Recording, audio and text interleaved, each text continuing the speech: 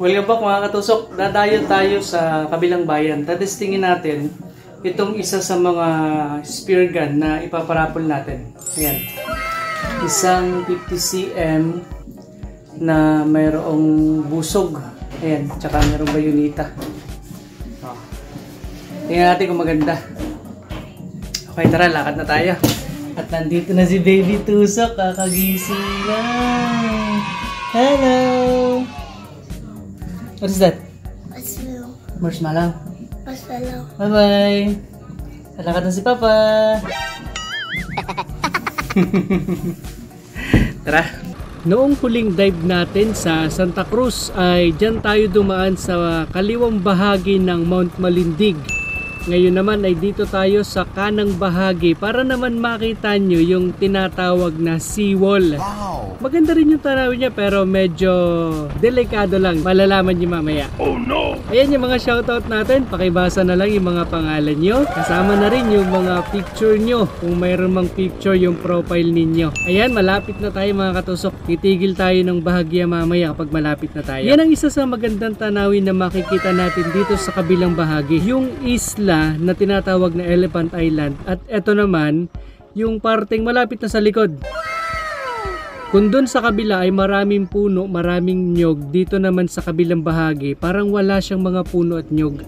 At ito yung tinatawag na seawall. Maganda rin dumaan dito, pero bukod sa mainit, maraming mga bato na naglalaglagan pa galing sa bundok. Pero ang ganda ng tanawin dahil sa tabing dagat siya, malawak din yung kalsada. Pero yun nga, ayan, nakikita ninyo, ang daming bato. Kaya kailangan ng talagang mag-ingat kang mabuti. Baka mahulugan ka. Okay lang sana kung siya ang mahuhulog sa'yo, di ba?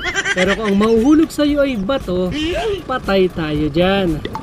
Minsan dumaan ako dito, ang daming nakaharang na mga kambing tsaka mga baka. Buti lang sana kung walang may-ari at pwede nating dalhin. Kaya lang syempre merong may-ari nun. At pagkatapos ng may isang oras natin paglalakbay mga katusok, nakarating na tayo sa ating spot. Ayan, nandito na tayo sa spot. Bali, tatlo kami magkakasama. So, kaway-kaway muna.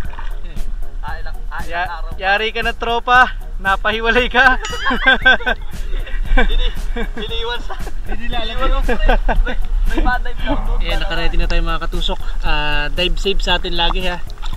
Okay, let's go. Hanapin na natin yung biyayang nakalaan ngayong gabi. Hindi muna tayo nagpakalayo-layo ngayon mga katusok dahil kapag gumagabi may pagkakataong lumalakas at lumalabo agad ang dagat. Kaya dito lang tayo sa medyo malapit-lapit at malinaw pa ang tubig. Ayan, may 10 minuto na tayo naglalangoy pero dahil maliwanag ang buwan, wala tayong makita. Eto muna. Kumuha muna tayo, bumawas muna tayo ng isang 51. Ang masarap na pang prito at pang ihaw kasi 10 minutes na wala pa tayo nahuhuli. Baka mamaya walang magpakita ang ibang isda, di ba? Baka bawas mo lang tayo ng mga pang-ulam. Etong maganda. May malapad na samaral. Ayan o. Patay kang samaral ka. Nung mailawan ko siya mula sa malayo, medyo nakahiga siya dun sa bato.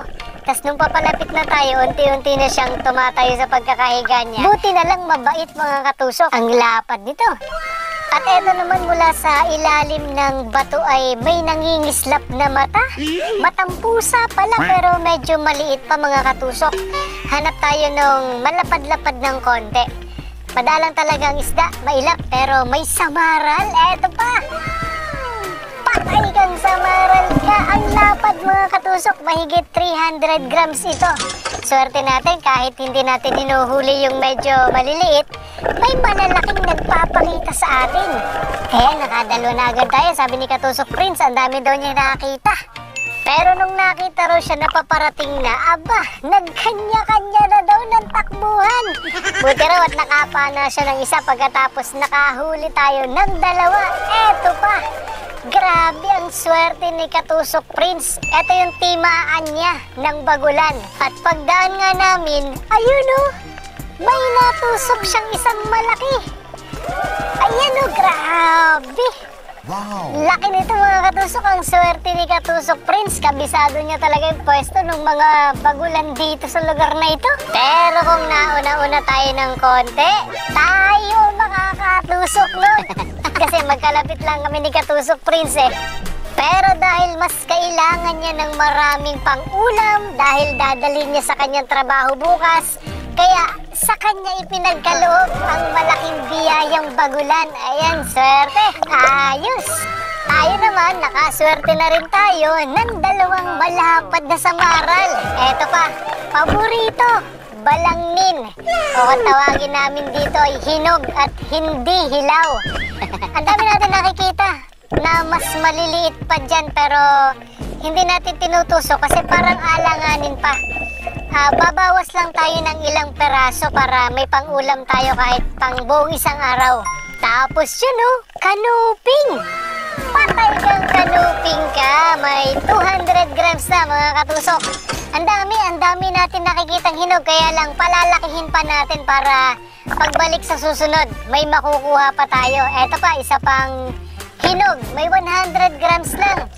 Medyo alanganin pa talaga yung iba. Okay na to. Magkakasya na to sa pang-ulam natin. Kaya lang, eto na naman eh. Lumabo na naman mga katusok. Pabalik pa lang kami. Sayang. Oh no! Masyado nang malabo dun sa dadaanan namin. Baka mapasuot kami sa mga batuhan. Kaya mas safe kung maglalakad na lang kami pabalik. Eto yung mga nahuli natin ha. May ilang peraso tayong mga hinog. At syempre si Katusok Jomar, ayan, marami din siyang nahuling pang-ulam at isang bagulan na hindi naman kalakihan. Eto, may malaking nahuli. Lagi nakakahuli yan si Katusok Prince ng malaking bagulan. Mahigit 2 kilohin yan mga katusok. Tapos ayan, nakadalawang samaral din pala siya.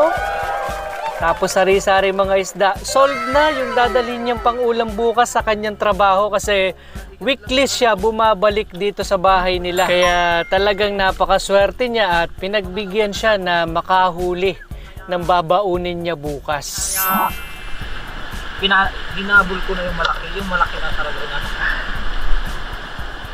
Tapos sumandal doon sa may iyo isa, bumangga sa bato yun. Kaya tabig. Abit, wag kang uhuli ng marami ay. Malayo ang lakad.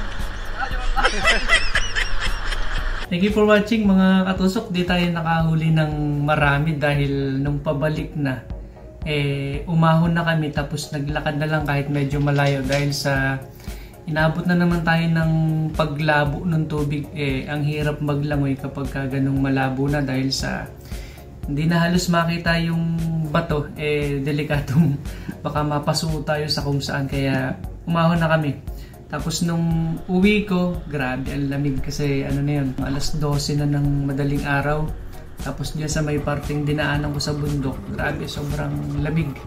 Kaya medyo tinamaan ng sipon. Buti hindi tumuloy sa trangkaso. Nagpahinga lang tayo ng ilang araw pagkatapos ay sa susunod ay magdadive na ulit tayo. Babawi tayo sa susunod. Thank you for watching mga katusok. Ingat po kayo palagi.